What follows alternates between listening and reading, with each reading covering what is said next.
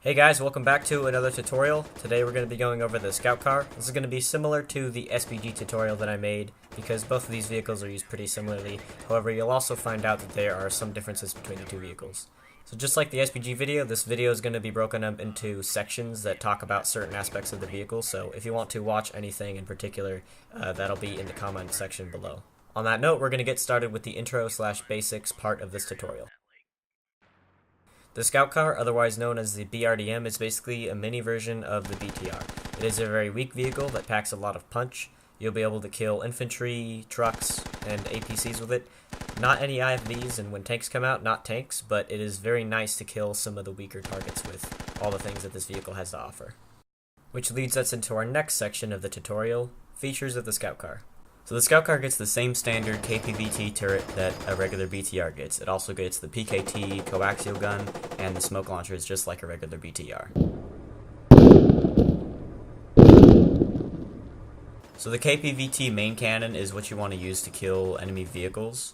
The PKT is what you want to use to kill infantry, and it's pretty self-explanatory. The smokes are what you want to use in case you're getting shot at and you need to run away.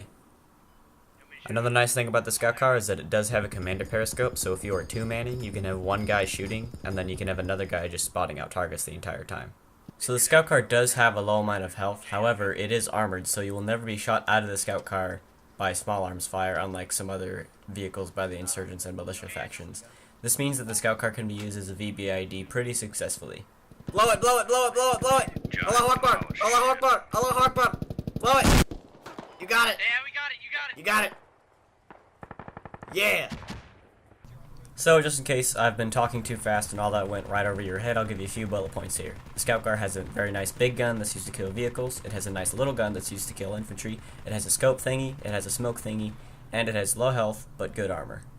Now in the Scout Car, your main focus should be killing vehicles. That's how you're going to be most effective with this vehicle. You're going to be killing a lot of the enemy's tickets, and you're going to be crippling their important assets. Now this vehicle was only a truck, however if it had been an MTLB or a BTR, we would have been able to kill it just as easily because of our positioning. In terms of how effective you're going to be with the Scout Car, I'd say positioning is about 80 to 90% of how you can be effective. You need to be in spots on the maps where the enemies are going to drive past you, and then you can shoot them in the rear, or if you can shoot them in the side or just sneak up on them, whatever. You never want to engage anything from the front if you can afford to engage it in the rear.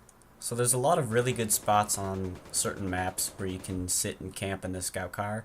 This example is from Fool's Road, where you just sit by their main, where they turn left off of the main road, and then all the vehicles will basically present their rear armor to you, which is the most vulnerable part of the vehicle. So you want to watch out for spots like this on every map.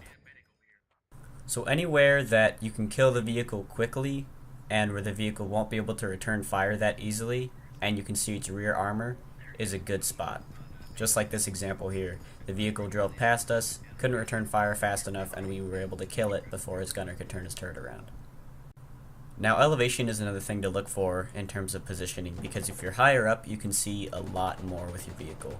This is a great example of that, where I got high up on a hill and I saw a BTR and about 3 enemy trucks plus infantry and a fob. It was like Christmas morning. So make sure you're watching out for elevation as well. Killing infantry also requires that you position yourself in good spots, probably higher up in elevation or anywhere where you can see a lot of guys running around, habs, things like that. But more so it requires that you are more Johnny on the spot with your gunnery. Infantry are much smaller and harder to hit, and they move around a lot faster than vehicles, so you need to get really good at shooting the PKT. But once you get used to shooting the PKT, you will absolutely shred infantry. This thing has a very high rate of fire, and it'll kill guys in usually 1 or 2 shots depending on where you hit them. Now although it is easy to kill infantry with this vehicle, it is easy for the infantry to kill you back.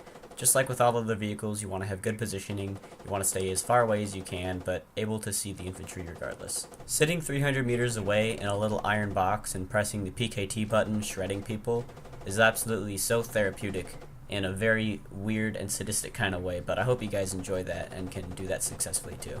The trick to killing infantry is practice, and good practice. You don't want to go on the firing range and try to test it out on static targets. You need to get in a real Scout Car or BTR and actually shoot people in a real match. But it pays off, trust me.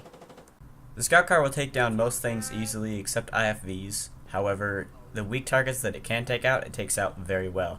It'll absolutely shred infantry, and if you position yourself, it can take out vehicles pretty easily as well too. So this vehicle does have a low amount of health, but it is armored, so you need to keep this thing alive. You need to position yourself where you can shoot the enemy, but somewhere where you won't be put into danger. Just like any other vehicle, the scout car is only effective if it is used with the proper strategy and tactics behind it.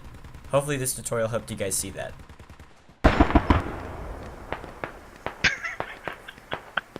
Yeah, we just wrecked a fully loaded transport over here by Corey. Nice. This is too easy. Yeah, dude. On that note, thank you guys for watching this video. I'm going to be uploading more tutorials, time lapses, and compilations on this channel, so if any of that sounds good to you and you'd like to see those things, make sure to subscribe. Thanks again.